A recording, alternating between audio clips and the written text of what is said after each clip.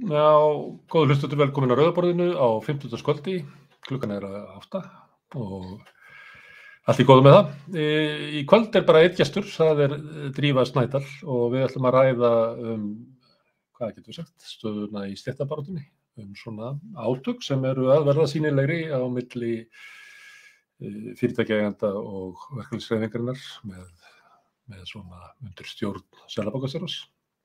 Vaxtahækkanir, ræðum við húsnæðismál, kannski hvað megi búast við hverjir verður kröfugerðir verkalýðshreyfingarinnar og svo sérstakt mál sem hefur verið í umræðu núna í dag og í gær sem sagt í lífskjarasamningur er þannig að ef að landsframleiðsla á mann hækkar þá muni það skila sér í launahækkunum að einhverju leyti. Seðlabankastjórinn, hann Ásgeir, var að gagnrýna þetta, sagði að það væri samtök atvinnulífsins hefðu samið af sér og ef ég skildi Ásgeir rétt þá er það að hugsa þannig að hækkunin kemur ef það verður hækkun á milli ára en nú fórum við í gegnum COVID og kemur svona hóla og svo jafnar hagvöxtur í sig. En þá tikka inn hækkanir til launafólks.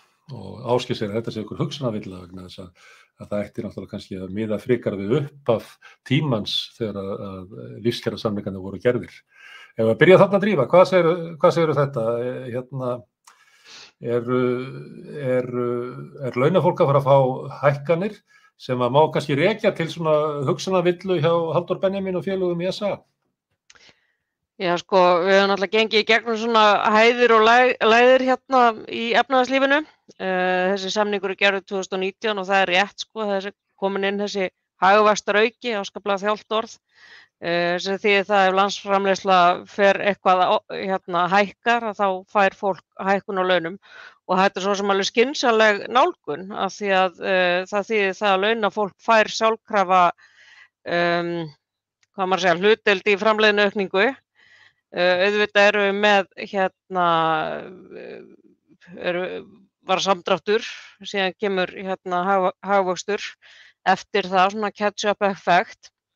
Hins vegar er það þannig að það var náttúrulega samið á hóflegu nótum 2019 upp á nokkur býtti, það voru yfirlýsingar stjórnvalda meðal annars út á húsnæðismarkaðnum, það var veðjað á vaxtalækkanir og hækkun lægstu launa. En þetta voru svona hófsamar krónutölu hækkanir. Nú erum við náttúrulega í þeirri stöðu að í september, það eru bara 2 mánuðir síðan að við skoðum það hvort það ætti að segja upp samningunum og forsetu ákvæðið var virkjað. Og þá náttúrulega vissum við alveg í hvaða stöðu við værum, að við værum svona í ákveðinu kreppu og verðbólga farin á stjá og svo framvegis. Það var niðurstaða bæði okkar og samtaka atvinnulífsins, atvinnurekenda, að segja ekki upp samningunum, heldur láta þessar hækkanir koma til framkvæmda. Og það þýðir náttúrulega frekar lítið að vera vælind á því núna 2 mánuðum seinna að þessar hækkanir séu að fara að koma. Þessar hækkanir sem eru framundan, að þær munu svona, svolítið erfitt að greina, en þær munu væntanlega bara rétt halda í við hækkun kostnaðar fólks af húsnæði og matvöru. Því að við erum að sigla inn í ákveðna dýrtíð. Það er innflutt verðbólga, bara allt er að hækka í heiminum, hrávöruverð er að fara upp og erfitt að flytja hluti á milli staða og svo framvegis. Þannig að það er svo sem ekkert, það er ekkert vel smurt á launahækkanir þó að launafólk fái einhverja uppbót fyrir hækkanir sem eru framundan. Nei, ég ætla ekki að kasta yfir því að fólk fái launahækkun, en ég er bara að velta þessu fyrir mér að þegar samningarnir eru gerðir þá er svona voru að koma út úr tíma þar sem að almennt var talið að væri svona áframhaldandi góðar í gangi. Og ríkisstjórnin síðasta, eða núverandi, eða hvað við kalla hana, hún var líka mynduð í svona stemmingu, að það leit út fyrir að þarna væri svona öruggur vöxtur framundan. En það voru komnar svona efasemdir þarna, Vá var að fara á hausinn og þá er samið svona ekkert allt of háar prósentuhækkanir en samt háar krónutöluhækkanir á lægstu laun og einhvern veginn svona flatt þar upp frá. Og samið svona aðgerðir stjórnvalda sem við skulum fara yfir á eftir hvort það hefur staðið við. Og síðan er þetta sett inn þá. Ef það verður svona eins og bjartsýnustu menn reikna með að verður áframhaldandi hækkun, þá mun þessi hagvaxtar ákvæði skila sér inn í auknum hækkunum, en ef ekki, þá verður þetta bara eins og það er. En það reiknaði ekki með að kæmi svona hóla þarna ofan í, og það er það sem að Ásgeir að benda á. Er það ekki pínulítið rétt hjá honum, nú það ég reikna ekki með að þið muni afþakka þessar hækkanir, en er það ekki pínulítið rétt hjá honum að hugsunin hjá SA þegar þeir samþykkja þetta, þeir hefðu mátt vera aðeins klókari, því að líklega hefðu þið samþykkt á þessu tíma að við skulum bara miða við hagvöxtun eins og hann í upphafi samningsins. Þannig að það var ekki gert ráð fyrir að þið fengið hækkunina á uppsveiflunni af því að þið takið ekki lækkunina á niðursveiflunni. Já, og sama hátt maður segja í rauninni að launafólk náttúrulega líka að taka niðursveifluna. Þá má líka horfa til þess að það er ekkert öll fyrirtæki sem hafa tekið niðursveifluna, sem hafa hagnast verulega í ástandinu, og hlutfall launa af útgjöldum fyrirtækja hafa ekkert hækkað sérstaklega mikið. Það er að segja að þau hafa meira að segja lækkað hjá skráðum fyrirtækjum á markaði á milli 2000 og 2021. Þannig að við lítum náttúrulega á það að það er alveg borð fyrir báru hjá flestu fyrirtækjum að standa við þessar launahækkanir. En hins vegar náttúrulega grunnhugmyndafræðin hefur vissulega verið svo að hagvöxtur skilir sér til fólks, en þegar allt er tekið saman þá er náttúrulega ekkert, það er ekki ástæða til þess að fara að gefa afslátt af kjarasamningum eða þeim kjarabótum sem eru framöndan. Við bara ágætt að fólk viti að ég meina þessar kjarabætur sem eru núna, 1. janúar hækka taxtar 25.000 og almenn hækkun á laun 17.250, það er nú engin ofraust. Ef hagvaxtaraukin verður virkjaður í maí, þá er þetta svona upp undir kannski 13 skall. Ef að við horfum í þær hækkanir sem eru framöndan, þá dugar þetta nú svona frekar skammt. Tala nú ekki húsnæðisverð hækkun þess. Það mætti þá meta þessa umræðu sem núna, sem að Seðlabankastjóri tekur þátt í og kannski kveikir, og margir koma og taka undir. Er þetta kannski svona upptakturinn af kjarasamningunum sem að verða eftir ár, þar sem að menn eru byrjar að halda því fram að við séum bara komin langt út fyrir allar launahækkanir, og það að fara að ræða einhverja launahækkanir seinna árinu 2022 sé bara út úr korti, sko. Er þetta svona upptakturinn á því? Já, alveg örugglega, og þetta er nú handrit sem við þekkjum bara frekar vel. Það er Seðlabankinn fer af stað og atvinnurekendur fer af stað og pólitíkin fer af stað og segja bara hér fer allt í kalda koli og fólk fær launahækkanir. Og við erum búin að vera að taka saman svona gögn aftur í tímann og þær launahækkanir sem við höfum fengið, allavega síðan ég byrjaði í þessu starfi, að þær hafa fengist með mikilli baráttu og verkföllum og bara sameinaðri verkalýðshreyfingu sem gengur til samninga með öllu sínu afli, og þær hafa haldið í við framleiðinu aukningu. Það er ekkert mikið meira það ef hort er 20 ára aftur í tímann. Þannig að í alvöru þessi rosalega barátta er bara til þess að launafólk fái sinn réttláta skerf af framleiðinu aukningu í landinu.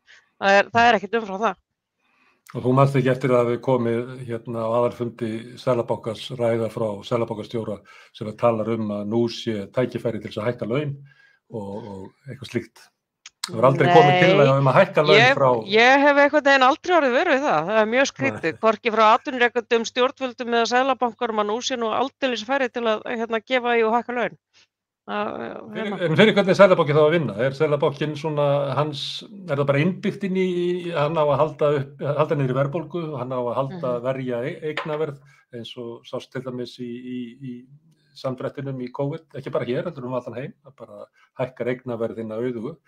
Er þetta bara innbyggt inn í kerfið að Seðlabankinn er til þess að gæta hagsmuna þeirra sem að eiga frekar heldur en svona almenns launafólks? Já, Seðlabankinn hefur svona þetta hlutverk að gæta hvað maður segja stöðuleika, verja verðbólgumarkmið og svo framvegis. Þá lendir hann það að stöðuleikinn að það er til þess að halda status quo. Þannig að það er að einhverju leyti innbyggt inn í hans erindisbréf eða lögum eða hvað sem maður er að segja.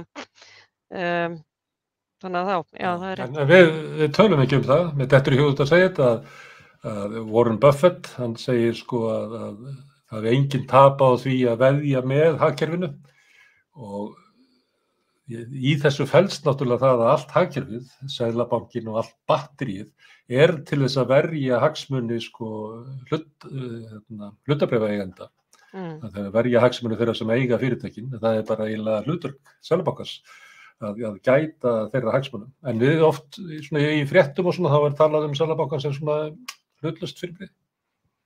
Já, það er svo sem ekkert nýtt að Seðlabankinn og Samtök atvinnulífsins stilla sér mjög þétt upp hvert í öðru til þess að reyna að stemma stigu við launahækkunum, af því að það er það sem þeirra, ég segi ekki beint hlutverk, en það er þeirra stefna. Þannig að það er augljóst að Seðlabankinn stendur við hlið atvinnurekenda. En nú voru þeir að hækka vexti og það eru svona viðbrögð úr ykkar ranni að það sé ekki góða fréttir. Af hverju er það? Af hverju vill Seðlabankinn hækka vexti en verkalýðshreyfingin á móti því hækka vexti? Já, en mesta kjarabóti sem fólk fékk sem átti húsnæði eða var að reyna að koma sér inn á markaðinu eða eitthvað slíkt var vaxtalækkun og við veðjum á það og það var reyni svona eina grunnforsendu kjarasamningana að það vaxtalækkun sem væri til hagsbóta fyrir almenning. Síðan gerist það að Seðlabankinn reynir lækka vexti miklu meira heldur en okkur bjóst við og það reynir svona í takt við það sem að gerast erlendis líka sem viðbrögð við COVID-kreppunni, það að lækka vexti. Nú velti ég fyrir mig hvort að Seðlabankinn hafi farið of hart fram að lækka vexti af því að með því að lækka vexti þá var það einhver húsnæðisbóla, lánin urðu ódýrari, allir fóru að kaupa húsnæði eða stækka við sig endurfjármagna eða hvað svo sem það var. Úr því hækkar húsnæðisverð og úr því verður húsnæðisbóla sem núna að túlkast inn í verðbólgu og þá Seðlabankinn að segja að þetta er alveg ómögulegt og við þurfum að hækka vexti. En að einhverju leyti þetta heimatilbúin vandi Seðlabankans en það þarf að finna einhvern blóraböggul og þá farið að skoða launafólkið sem ofalið í þessu landi að mati Seðlabankans. Síðan var það líka framboðsskortur á lóðum og hitt og þetta. Að einhverju leyti þetta heimatilbúin vandi, að einhverju leyti þetta náttúrulega verðbólga sem að koma utan á heimi, fólk að sjá verðbólgu utan á heimi sem hefur bara ekkert sést þar síðustu ári eða áratugi. En í þessu ástandi þar sem fólki hefur verið beint svolítið inn á óverðtryggð lán með breytilegum vöxtum, þá þýðir vaxtahækkun Seðlabankans ef að hún túlkast yfir í hækkun vaxta á breytilegu lán, þá þýðir þetta bara hrein og klár kjaraskerðing fyrir fólk. Húsnæðisliður útgjalda heimilanna er gríðarlega stór og þetta getur þýtt með 50 milljón króna lán sem fyrsti kaupandi sem ekkert óeðlilegt að ætla, þá getur þetta þýtt bara 20.000 krónur í aukin útgjöld á mánuði. Og það er bara kjararýrnun og þá er ágætt að hafa í huga almenn hækkun á mánaðarlaun 1. janúar 17.250 krónur. Þannig að það dugar ekki til. Hvað viljið þið gera? Viljið þið ekki hækka vexti eða viljið þið að það sem að vextir hækka og þetta er ekki dæmi sem þú varst með að kannski fólk sem er á miðlungslaunum og undir það að fá hækkun upp á 20.000 krónur. Það er náttúrulega misjafnt hvort að fólk er með óverðtryggt eða ekki. Að þau fái það bætt í vaxtabótum eða eitthvað eða eru þau bara að kvarta yfir þessu? Viljið þið með tillögur hvernig að gera þetta öðruvísi? Já, þetta er svona bæði almenn kvörtun, síðan er þetta áskorun til Seðlabanka að axla ábyrgð á því að þeir hafa kannski ekkert farið rétt að hlutunum, ekki gripið inn í nógu hratt með öðrum tækjum sem þeir hafa yfir að búa. Og viðurkenna það kannski að þeir hafa farið og skart í vaxtalækkanir og búið til húsnæðisbólu. En síðan erum við náttúrulega komið að því að stjórnvöld eru með þessi tæki til þess að tekjujöfnunartæki sem við köllum, það eru barnabætur, það eru vaxtabætur, það eru alltaf skattkerfið einhverju leyti, húsaleigubætur og svo framvegis. Vaxtabótakerfið hefur fengið bara að ganga úr sér með því að mælikvarðarnir þar hafa ekki fylgt íbúðaverðið að launaþróun. Við vitum það sem keyptum okkur íbúð fyrir 20-30 árum síðan að vaxtabæturnar skiptu bara heilmiklu máli í heimilisbókhaldinu. Þetta voru bætur fyrir það að það var verðbólga og það voru háir vextir Þannig að þetta var tekjujöfnunarkerfi sem skipti fólk raunverulega miklu máli þegar það var að kaupa íbúðir. Og þannig að við viljum í rauninni sko ákall okkar til stjórnvalda núna að það setjast niður og geri bara plan fyrir almenning á Íslandi, hvernig á að hjálpa okkur að komast út úr þessu á næstu 1 til 2 árum, þessu hækkun á húsnæðisverði, samgöngum og mat, af því að þau eru með tækin í höndunum til þess að tekjujafna þetta. Og það nú oft talað sko að ríki koma inn með stoppstyrki til almenna óhagnaðardrifinna íbúðafélaga sem gott og það hefur náttúrulega verið svolítil áhersla á það síðustu ár, en á móti hefur ríkið dregið úr sko vaxtabótakerfinu, þannig að í rauninni húsnæðisstuðningur ríkisins sá sami, og þar að auki hefur verið ákveðin aðstoð í því að leyfa fólki að taka út séreignarsparnaðinn sinn til að setja inn á húsnæði, reynda skattalaust, en ríkið hefur í sjálfu sér ekkert verið að auka í stuðning við húsnæði þegar allt talið í síðustu ár. Og ég skjóti aðeins auka því þú nefndir þetta með að leggja inn séreignarsparnaðinn inn í húsnæði, það skattlaust, en ef að ég lendi í einhverjum áföllum og þarf að, þá má ég sækja, til þess út á COVID, má ég sækja séreignarsparnaðinn, þá borga ég skatt af því. Hver afstaða Alþýðusambandsins gagnvart þessu? Að sá sem að verður fyrir áfalli, að hann þarf að borga skatt af því, en sá sem að bara að styrkja eigið féð sitt í húsnæðinu, hann fær skattfrelsi. Já. Þetta hluti af töluvert stærri umræðu. Ég persónulega ekkert sérlega hrifin af því að fólk sé alltaf að ganga lífeyrissparnaði sinn leið og í harðbakka slær. Mér finnst að við eigum að hafa önnur úrræði og auðvitað svona, hvað maður að segja, það verið að fría húsnæðismarkaðinn og ríkið svolítið ábyrgð með því að segja að fólki getur bara fjármagnað húsnæði sjálf með ykkur eigin sparnaði sem var ætlaður til þess að þú notar hann til þess að létta þér róðurinn á efri árum. Þannig að það að sko launafólki sé alltaf ætlað að ganga á umsaminn sparnað sinn til þess að bregðast við hinu og þessu, það bara svona véfengjanlegt að mínu mati. Ég veit að við erum ekkert öll sammála það í verkalýðshreyfingunni, mjög margir vilja sko gefa betri slaka til þess að ná í lífeyrissparnaðinn til þess að létta sér lífið á fyrri æviskeiðum, en hins vegar erum við náttúrulega fría sko samfélagið ákveðin ábyrgð með því að láta fólk alltaf ganga á eigin sparnað. Þannig að þetta svona hluti af stærri umræðu sko, af því að það var náttúrulega samið aukið lífeyrissparnað til þess að fólk væri með betri tryggingar eða færi í örorku eða hefði betri umsvif til þess að njóta efri áranna, en ekki til þess að greiða allan andskotinn á lífsleiðinni. Nei, þetta svona dæmi það gæti kallað svona einkavæðing öryggisnetsins, að þú varst bara dett í þitt eigið öryggisnett sem þú ert búin að prjóna sjálfur og þú varst á vinnumarkaði. Herðu, en snúum okkur aftur af kjarasamningunum sem eru framundan. Fyrirtækjaeigendur, þeir alltaf halda því fram að það sé bara 0 svigrúm og raunverulega það sé komið langt út fyrir það að það sé hægt að hækka laun. Þegar þið horfið fram á það, metið þið það svo að koma til samningar, það geti verið svona venjulegi samningar, það sem hægt að semja bland af launahækkunum og svona einhverjum aðgerðum stjórnvalda, eða metið það svo að ef það verða launahækkanir, að þá verður það þannig að þá munu sko fyrirtækjaeigendur fá það allt endurgreitt út úr ríkissjóði í formi skattaafslátta og einhverja slíkra hluta. Og þar leiðandi að þá sé kannski klókt fyrir hreyfinguna að sækja fyrst og fremst svona, réttarbætur, breytingar á kerfinu, kannski húsnæðismálum, stórátaki húsnæðismálum, eitthvað slíkt. Já, nú náttúrulega vitum við ekki alveg hver staðan verður á næsta ári. Við erum svolítið að sigla inn í óvissu tíma og við erum bara, sko, við erum náttúrulega öll aðildarfélög ASÍ eru núna að spyrja sína félagsmenn hvað viljið, hver staðan ykkar, hvað skiptir ykkur mestu máli í komandi kjarasamningum. Þannig að þetta bara tökum við þráðinn þaðan og rekjum hann áfram.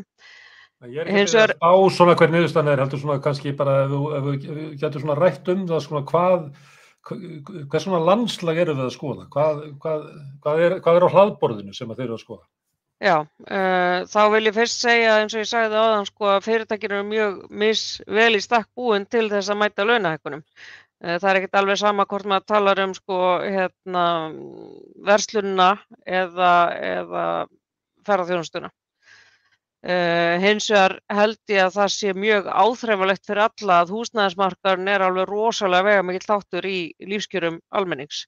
Þetta er stærsti útgjaldaliður heimilisins. Þannig að sko þetta er viðvarandi vandamál, það er húsnæðismarkaðurinn og ég held að við séum svolítið í ógöngum að því að við höfum einhvern veginn haldið því fram að á einhvern undraverðan hátt að þá muni hinn frjálsi markaður veita almenningi húsnæðisöryggi.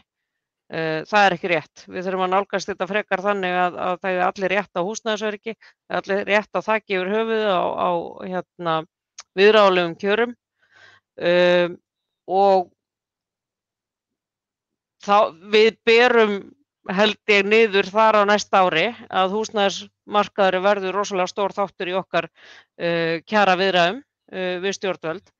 Þetta er enda svolítið snúið að því að stjórnvöld hafa ekki uppfyllt það sem þau ætluðu að gera varðandi húsnæðismál og lofuðu 2019. Þannig að það þýðir ekkert að ætla að koma inn í kjarasamninga í nóvember næsta ári og segja, heyrðu, við ætlum að endurnýta loforðin frá 2019 og gefa eitthvað í.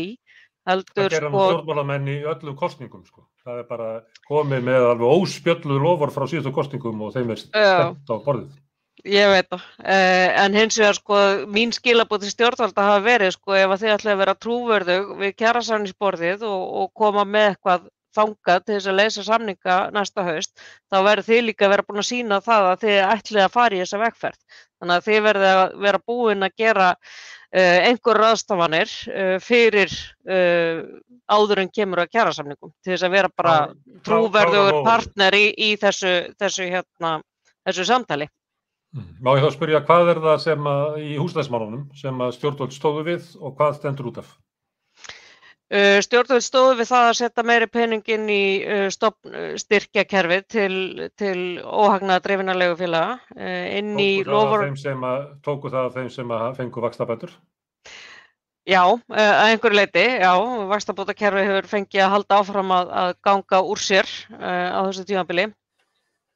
Það er líka svona ýmislegt sko þeir eldu húsnæðis- og mannvirkjastofnun sem gerir það að verkum að við erum með töluvert betra yfirlit yfir húsnæðismarkaðinn, erum ekki endilega í því að vera bara alltaf að láta þetta koma okkur óvart hverju sinni. Þannig að það er komið svona betri mat á það hvað þarf að gera. Sveitarfélögin eru komið sínar húsnæðisáætlanir og svona sem skiptir náttúrulega máli í stóra samhenginu til að vita hvað þarf að gera. Skiptir bjarg til dæmis máli. Hvar hægt er að byggja og hvar vantar. Varðandi fleiri þætti í húsnæðismálum, við erum ekki komin í húsaleigulög sem er mjög sárt, sem var svona ákveðin leigubremsa í húsaleigulögunum til þess að reyna að stemma stigu við þessum sjálfkrafa hækkunum margra leigufélaga. Síðan voru það náttúrulega vaxta- og verðtryggingamálin sem að voru sérkapítuli í kjarasamningunum og síðan að auki vil ég líka minna á það að þegar COVID-kreppa skalla og þá vorum við með ákall að taka bara á ferðaþjónustu iðnaðinum í heild sinni og þar með talið Airbnb íbúðunum sem var náttúrulega rosa blóðtaka fyrir fólk sem var að reyna að fá þak yfir höfuðið, að það voru svo margar íbúðir komnar undir Airbnb og það er ekkert alveg sjálfsagt að það sé bara verið að taka skerf af íbúðamarkaðnum undir túristaleigu, þannig að það var svona tækifæri sem að látið sér og greipu ganga í COVID-kreppunni að koma böndum á þetta og það er svona hluti af þessari stemningu að með ekki setja lög og reglugerðir yfir húsnæðismarkaðinn af því að hann er einhvern veginn að vera frjáls markaður en húsnæðismarkaðurinn er náttúrulega bara til þess að fólk eigi þak yfir höfuðið fyrst og fremst. Þannig að það er svona ýmislegt. Síðan langar mér samt að því að til þess að hrósa líka stjórnvöldum og þá þeim sem eru að vinna í húsnæðismálum og öryggismálum að við erum til dæmis núna í risastóru verkefni með Húsnæðis- og mannvirkjastofnun og Slökkviliðinu og höfuðborgarsvæðinu og fleirum að kortleggja óleyfisbúsetu eða það sem við köllum reyndar ekki óleyfisbúsetu lengur heldur búsetu í atvinnuhúsnæði og þetta er náttúrulega hópur sem er hinn endin af því sem þú varst að lýsa áðan þegar atvinnustarfsemi fer inn í íbúðahverfin og breytir íbúðum í hótel, Airbnb hótel að þá fer almenningur inn í iðnaðarhverfin og býr þar í ósamsettu húsnæði. Nákvæmlega og þetta er náttúrulega bara skelfilegt, ekki bara því að margt af þessu atvinnuhúsnæði er hættulegt heilsu fólks, heldur ef þú býr með börn í atvinnuhúsnæði og getur ekki skráð lögheimili barna í atvinnuhúsnæði, þá er ekki hægt að skráð í skólahverfi, þú fær ekki húsaleigubætur, skilur, þú verður bara utan kerfis, sem er náttúrulega stórhættulegt og bara eltir skottið á sér þannig að þú færð ekki þá aðstoð aðra sem þú þarft á að halda. Þannig að þetta er stórmál og þetta er líka eitt af því sem við erum bara ekkert alveg með á hreinu hvað er mikið ég var svona að skoða orðræðuna á Norðurlöndunum þá sá ég samtök sem er í Noregi sem að tala þriðja markaðinn húsnæðið og þá er hugmyndin sú að fyrsti markaðurinn er það sem að fólk á, annar markaðurinn er sem sagt svokallaði frjálsi eða óhefti leigumarkaður og svo er það félagslega kerfið, þannig að það skipta markaðum kannski af svona sömu ástöðum og maður lendir oft í vandræðum með að tala félagslegt kerfi og er að reyna að orða það með einhverjum öðrum hætti, þessi kerfi sem er valið fyrir markaðssveiflum og eitthvað svoleiðis. Þetta finnst mér ágætis skýring að fyrsti markaðurinn er eignarhúsið, svo er það leigumarkaðurinn og svo er það félagslega kerfi. Þannig ef maður myndi skoða hvernig stjórnvöld brugðust við, að þá voru þau með skref í félagslega hlutanum, eða þriðja, sem er ýta undir uppbyggingu bjargs og einhver leyti kannski stúdentaíbúða og annað slíkt. Og svo voru þau með aðgerðir til þess að styðja fyrsta markaðinn sem er til dæmis styrkur fyrir fyrstu kaupendur, vaxtalækkanir og annað slíkt sem áttu að örva þann markað en sem að við svo sem vitum að á meðan að hinir markaðnir er í steik, skilar aldrei einum árangri þegar það bara spennir upp verðið. En markaður nummer 2 sem er svona hinn svokallaði frjálsi leigumarkaður, það er ekkert sem hafa gert til þess að bæta stöðu fólksins sem er þar, sem er kannski það fólk sem líður harðast líður mest fyrir ástandið á húsnæðismarkaðnum. Já, nákvæmlega og það er það er rauninni það sem við vildum að húsaleigulögin nýju myndi ná yfir og okkur fannst nú þau ekkert æðislega róttækt að vera með leigubremsu þar að segja að þú getur ekki að hækka leigu sjálfkrafa heldur værirðu með einhvers konar leigubremsu og þurftir að hafa rök fyrir því að hækka leiguna á fólk. En hins vegar leigubremsan í frumvarpinu er bara svo hlægileg sko. Hún er mjög hófsöm, 10% á 3 árum. Það er 9,1% á ári. Ég pröfaði að reikna þetta út frá sögunni frá 1990 og ef einhver borgaði með launaþróuninni sem hefði verið síðan þá að ef þetta hefði verið gildið þá var sá sem að borgaði 40% við íþyngjandi mörk árið 1990, hann var komin upp í 80% í dag. Þannig að þessi bremsa er svo langt út fyrir sko að geta verið raunveruleg eitthvað sem að lágtekju fólk sem er að borga stóra hluta af ráðstöfunarfé sínu í leigu væri varið innan sko. Já, en þetta væri skref í áttina og þetta var of stór biti fyrir fjármálaöflin til að kyngja, bara svo að það sé sagt. Þannig að meiri segja að þetta var of mikið til þess að þetta færi gegnum þingið eða einu sinni var lögð áhersla á að væri lagt fram. Ok,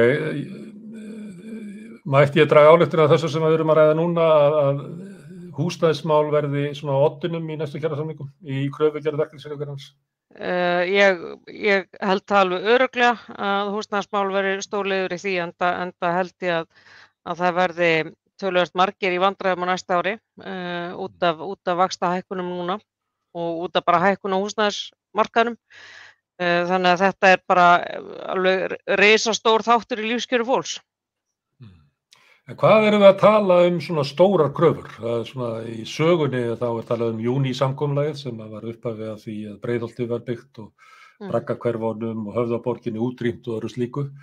Og kannski þekkjum ekki hérna jafn stór dæmi, það samt sko húsnæðismál voru svolítið ríkjandi svona á 8. og fram á 9. áratuginn sem að leiddi til aukinnar uppbyggingar verkamannabústaðanna löngu eftir að Breiðholtið var byggt. Það eru verkamannabústaðar upp í Grafavogi og mjög víða, en það ekki fyrir en bara á 10. áratugnum sem að þeir eru slegnir af og uppbygging félagslegt húsnæðis sveitarfélagana. Ég veit nú ekki hvort að verkalýðshreyfingin var áköfin og berjast fyrir því, en það var mikil uppbygging á félagslegu leiguhúsnæði sem var líka slegið af á 10. áratugnum. Og ef þessi tvö kerfi hefðu fengið að halda áfram að vaxa eins og var í svona tíð Jóhönnu sem félagsmálaráðherra frá 1987 til 95, ef þetta hefði haldið áfram þá værum við kannski með 25-30.000 íbúðir í verkamannabústöðum og kannski 15-20.000 félagslegar leiguíbúðir sveitarfélaga. Þannig að þetta var ótrúleg stefnubreyting sem að verður þarna á 10. áratugnum. Erum við að tala að verkalýðshreyfingin geti komið fram með einhverja svona stórar kröfur eins og var í júnísamkomulaginu, eða verður þetta kröfur að jú, það er gott að fá leiguþak þó að sé svo vítt að það virki ekki eða leigubremsu, fá svona tákgranna breytingar, örlitla breytingu hér, kannski aðeins hér, eða sem þau fyrir að verkalýðshreyfingin geti mætt fram með bara stórar kröfur? Já, ég held að þurfi sko að fara, ef maður ætlar inn í húsnæðismálinu á annað borð, þá þurfi þetta að vera sko mjög margar kröfur. Það nægir eins og þú segir, það nægir ekki bara að setja sko, við ætlum að fá hérna leigubremsu, við þurfum líka að hafa sko almennilegt framboð á húsnæði, við þurfum að hafa skilgreint hvað á að byggja undir hverja til hvers og leggja meiri áherslu á óhagnaðardrifið. Langar aðeins að við vorum að tala loforð stjórnvalda þarna áðan, þá var það líka í því loforði að Keldnalandið yrði lagt undir. Það var framboðið sem átti að vera núna á næstu árum til þess að byggja húsnæði undir launafólk. Það hékk þá á spýtunni líka að borgarlínan yrði byggð.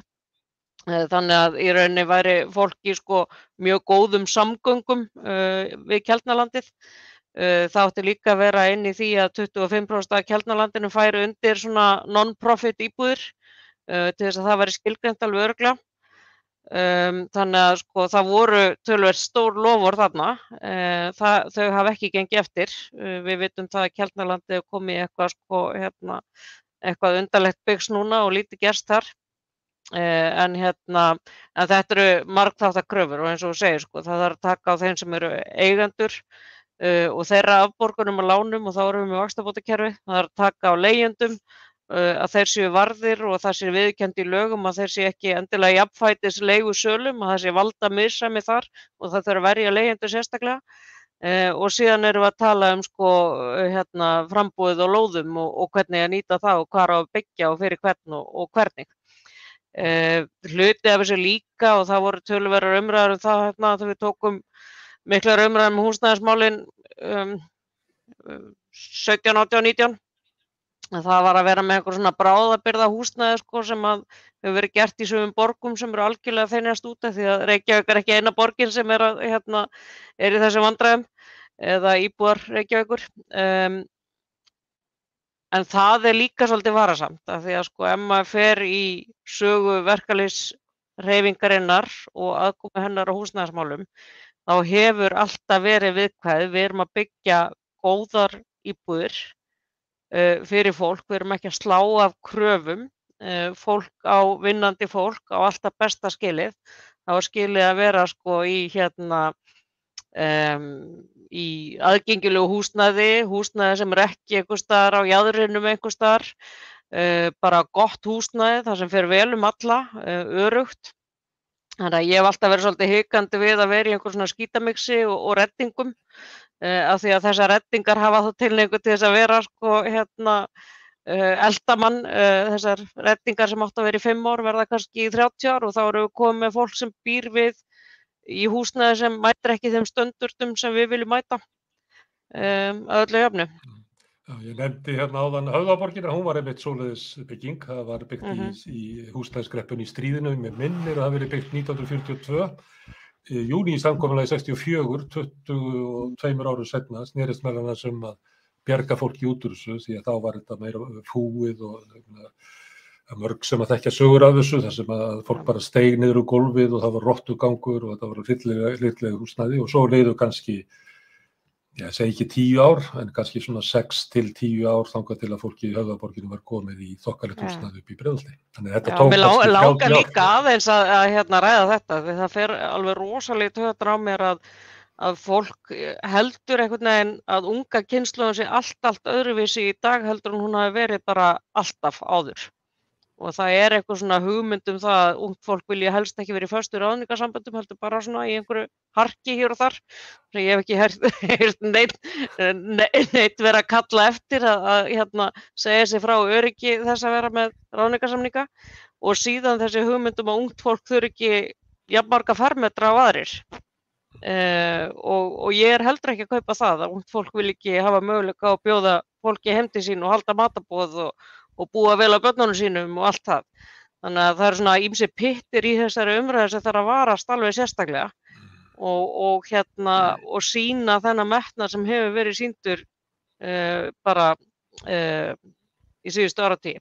Að því sögðu þá langar mig samt að segja sko að ég hef nú á 3 æviskeiðum mínum búið í Svíþjóð á stúdentagörðunum í Lundi og Sjemnesökin sem ég held að 10% Íslendinga hafa einhvern tímann komið í af því að svo margir Íslendingar þarna. Það voru reyndar Ég bjó með þess að þarna eitt sumar þá var ég herbergis þarna á hótelegar og bjó á stúdentagörðunum. Einmitt. Það eru mjög margir Íslendingar sem hafa reynt þarna í gegn. Þetta var húsnæði sem var byggt í bráðabirgða. Þetta átti að standa í 10 ár. Ég bjó þarna fyrst 1979 og því ég bjó þarna aftur árið 2010, 30 ári síðar, að það voru ennþá sömu innréttingarnar og stóðu vel fyrir sínu. Þannig að Svíarnir hafa einhvern annan skilning á bráðabirgðahúsnæði heldur en við Íslendingar í gegnum tíðina. Þannig að það hægt að gera þetta vel þó þetta hafi verið gert ódýrt og semlegt. En talandi þetta, af því að við erum við Rauðaborðið og á mánudaginn þá vorum við að ræða við Hildi Gunnarsdóttur arkitekt og leigjendur í ýmsum kerfum, Brynju, Bjargi, Félagsstofnun. Og þá var einmitt verið að ræða þetta að Bjarg til þess að ná leiguverðinu niður, að þá hefði verið gengið svolítið á það. Geymslan væri farin, helmingurinn af lóðinni miðað við lóðirnar í næstu blokkum væri farið undir bílastæði vegna þess að bílastæðahúsið á dýrt og leigjandi sem að leigði þar, hún sagði að sko að það var svo lítið skápa í eldhúsinu að þau væru með svona borstofu fyrir leirtau inn í stofu við hliðina á sjónvarpinu sem kemur leirtau og það hún hafði þessi leigjandi hafði alist upp í verkamannabústöðum í Hólakverfi og ég spurði hana svolítið hvernig sú íbúð hefði verið sem var svona 3 herbergja eins og hún bjó í dag og það var töluverður munur sko. Þannig að þessi hugsun sem þú ert að segja að unga fólki í dag eða nefna meiri sem að við sér kannski umræðin þorpið og svona sem að hefur verið að halda fram að fólki viljir ekki búa rúmt, heldur vilja að búa þröngt. Að þetta hefur læðst inn í Bjarg sem að reyna að halda niðri sko leiguverðinu eins mikið og hægt með því að skræla svolítið af gæðunum. Þessi hugmyndafræði hefur læðst inn mjög víða. Bjargíbúðirnar eru eitt dæmi það. Þær eru minni heldur en verkamannaíbúðirnar voru fyrr á tímum. Ef við komum inn í íbúð í Bökkunum til dæmis eða Fellunum í Breiðholti, þetta eru mjög góðar íbúðir. Það eru rúmgóðar. Og þú sérð það þegar þú kemur í þessar íbúðir, hvaða sem hefur minnkað. Það svona sameiginlega rýmið. Það almannarýmið, já, það er rétt. Já, sem nú bara... Þannig að þetta þróun sem hefur verið að læðast inn víðar. Herðu, en ég ætla að fá að tala laun.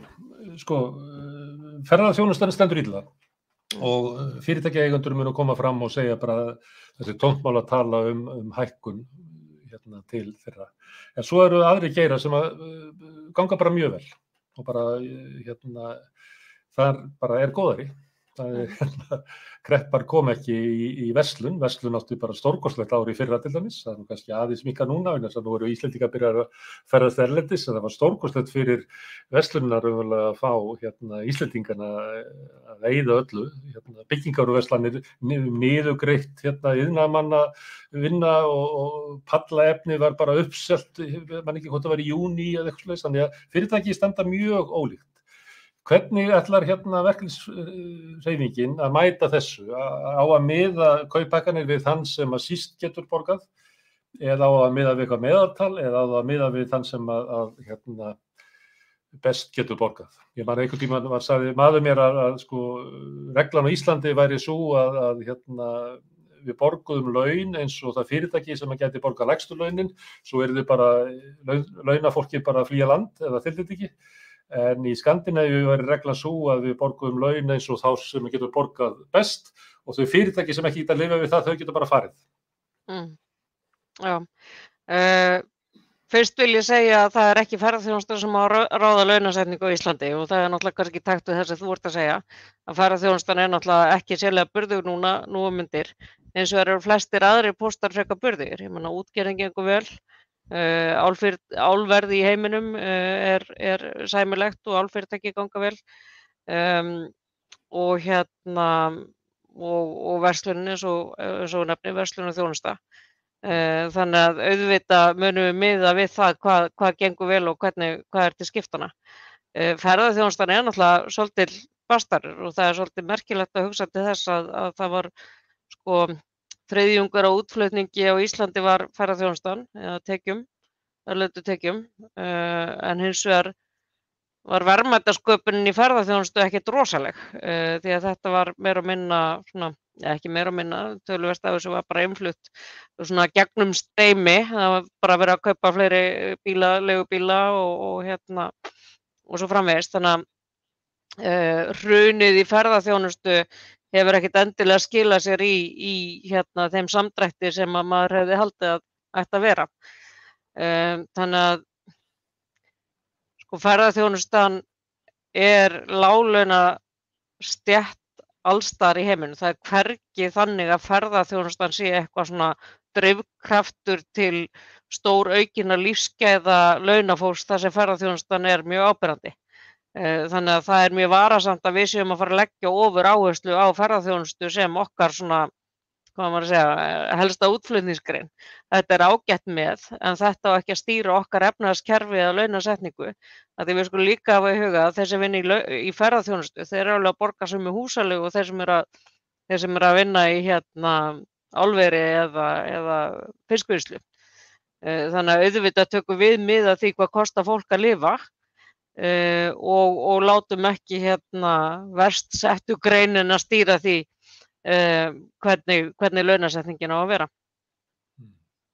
En ekki eru að leggja til að ferðaþjónusta verði svona næstu því bara slegin af. Ég býst við að vinurinn forstjóri Play, þegar hann heyri þetta, þið segja þetta, þá fær hann bara á tilfinninguna að þú vilji bara slátra ferðaþjónustur og hans fyrirtæki.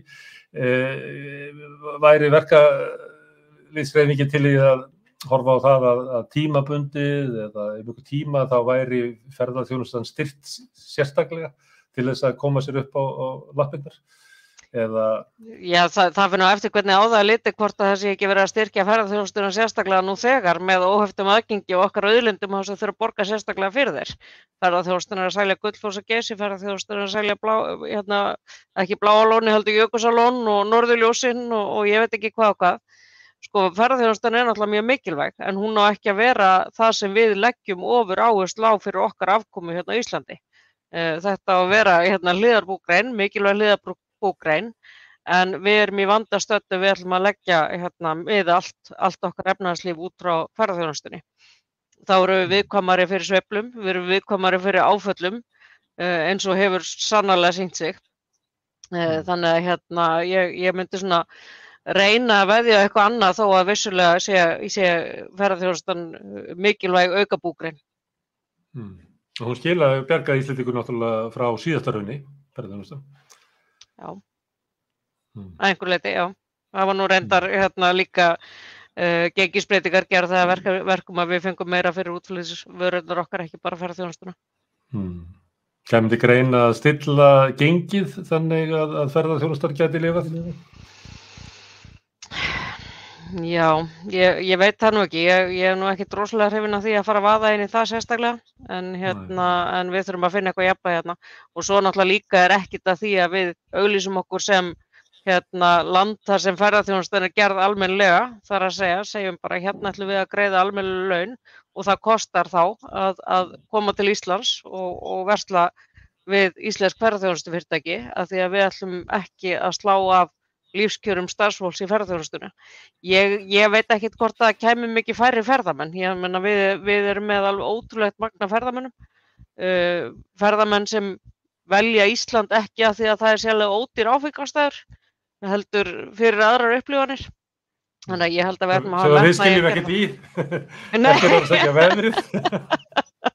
Nei.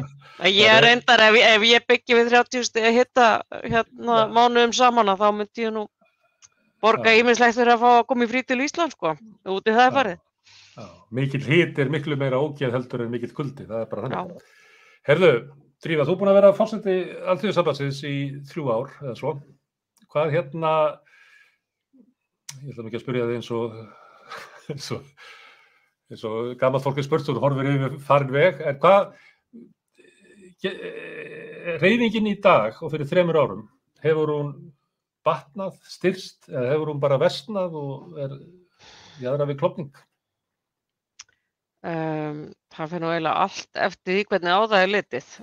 Ég held að ef maður horfir á umfjöllun fjölmiðla kjaramál, þá held ég að það sé miklu fyrirferða meiri þáttur verkalýðs- og kjaramál í umfjöllun samfélagslegri umræðu heldur en var fyrir 10 árum kannski. Mér finnst ég hafa séð það vaxa og ég held að sé ekki bara því að ég sé að taka sérstaklega eftir, ég held að það hefur vaxið bara í fjölmiðlum.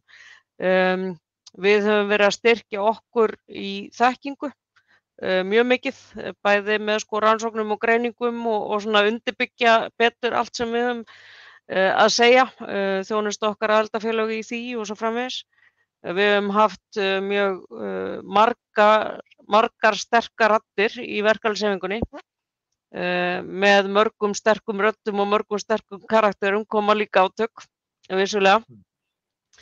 En ég held ég held að verkalýðshreyfingin hafi verið þyngri á vogarskálunum núna undanfarið heldur en mjög oft áður í sögunni.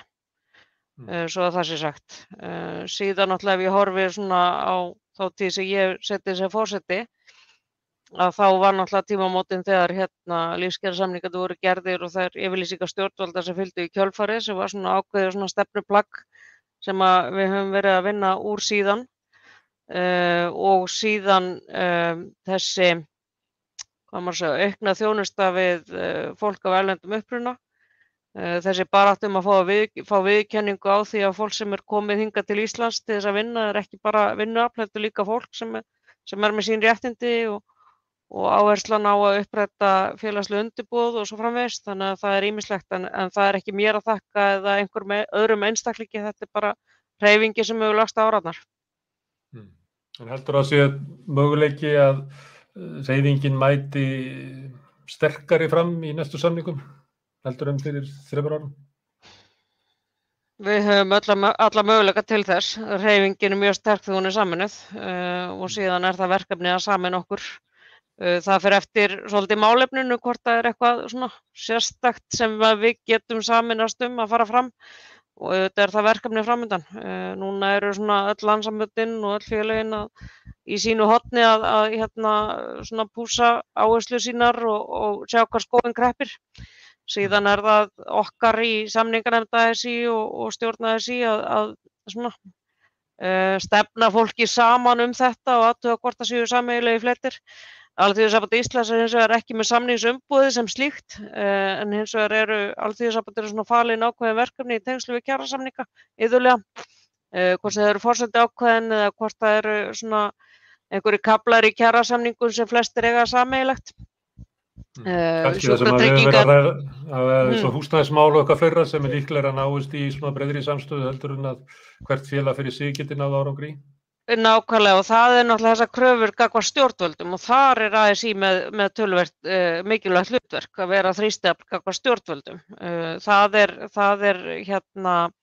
Þar hefur náðst árangur sameinuð en ekki sundruð. Síðast náðist árangur við því að það komu meiri launahækkanir til hlutfallslega til hinna lægstlaunuðu. Er sátt þetta inn í verkalýðshreyfingunni eða heldurðu kannski að þínir betur setta launafólk vilji fá einhverjar bætur núna í næstu samningum, að þau munu ekki sætta sig við þetta, að þau vilji sækja hækkanir sem að þau kannski töldu sig á í samanburði við hina í síðast? Já, ég held að kaupmátturinn hafi komið svona þeir sem eru betur settir hafa líka fengið kaupmáttaraukningu og þá náttúrulega gegnum vaxtalækkanir eins og við töluðum fyrir í þættinum. Þeir sem hafa komið undir sig húsnæði og eru með hærri launa, þeir fengu töluverða kjarabót í gegnum aðra þætti heldur en beinlínis launahækkanir. Launahækkanir sem koma á lægstlauna á hópinn og það er líka sá hópur sem er í viðkvæmari stöðu, gagnvart leiguverði og húsnæðiskostnaði, sá hluti sem að kannski greiðir stærri hluta launa sinna í matarkostnað, hækkun á matarkostnaði og nauðsynjum kemur náttúrulega verð niður á þeim hópi. Þannig að þetta verður algjörlega eftir því hvernig á það er litið. En hins vegar sko mér hugnast ágætlega það að hækka gólfið af því að það er í rauninni svona viðmið sem má ekki fara undir. Og þegar við hækkum lægstlauna á hópinn, það er að segja gólfið, að þá erum við að hækka þau viðmið sem við teljum ásættanlegt að séu í kaupum og kjörum fólks eða ásættanlegt þar sem við náum í hverju sinni. Þetta hins vegar eigum við allt eftir að ræða. Ég veit að það eru háværar raddir líka innan Alþýðusambandsins sem vilja fara í prósentuhækkanir en ekki krónutöluhækkanir. Þannig að við eigum eftir að ræða þetta allt saman á næstu mánuðum. Ok, en við erum að ræða verkalýðsmál og þú ert að tala að verkalýðsmál hefur verið meira áberandi í umræðunni og það sem hefur eiginlega mest verið áberandi í umræðu verkalýðsmál undanfarna vikur er Efling. Hvaða afleiðing hefur það mál fyrir hreyfinguna? Þetta er svona lokaspurning. Mér finnst það vera ekki gott fyrir hreyfinguna.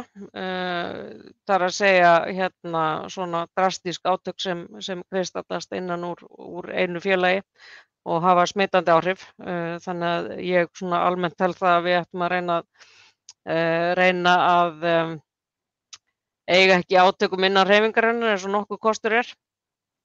Hvaða afleiðingar þetta hefur? Mér fundist það nú margir vera bara til í að skuttla sér inn í þessi átök. Menn eru að skrifa greinar eins og framkvæmdastjóri Starfsgreinasambandsins og formaður verkalýðsfélags á Vesturlandi minni mig og svona hinir og þessir starfsmenn hjá verkalýðsfélaginu á Selfossi. Við erum svona til í að svona róta aðeins í þessu sko sem að eru beint ekki svona aðilar að þessum átökum inn á vinnustaðnum Eflingu. Já, en það er svona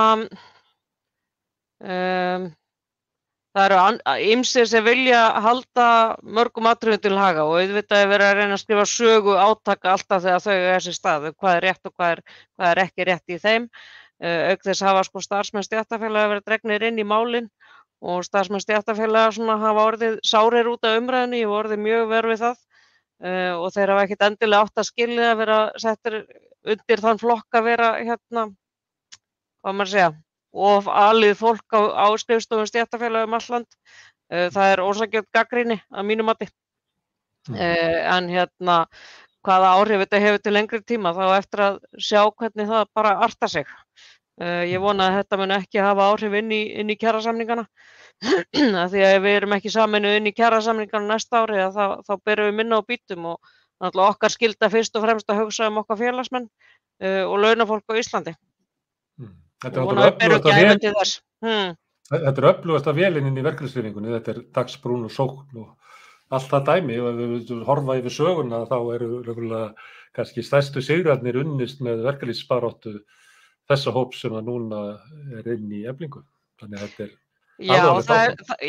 það eru ýmsar stéttir sem hafa tekið forystu í verkalýðshreyfingunni í gegnum tíðina. Prentarar voru mjög áberandi á einu tíma, þeir eru ekki áberandi í dag, sjómenn sömuleiðis og núna er láglaunafólk sem hefur svona farið framarlega í flokki síðustu ár. Herðu, ég þakka þér kærlega fyrir spjallið, Drífa og hlustendum fyrir að stoppa við. Ég var að lesa byggingafélag prentara daginn og það var stórkostlegt að lesa það sko, hvað það félag gerði og það síðasta stóra sem þau gerðu var sko fyrir 1960, þannig þau byggðu hérna út allan bæ stórar og miklar blokkir, fjölda íbúða, löngu áður en að koma þessu júnísamkomulagi sem við vorum að ræða þarna áðan sem svona stórt atriði í sögu verkefnisfélagarna og húsnæðismála. En ég þakka Drífu kærlega fyrir, rauðaborðið búið í kvöld, en það verður aftur hérna næst á mánudaginn klukkan 8.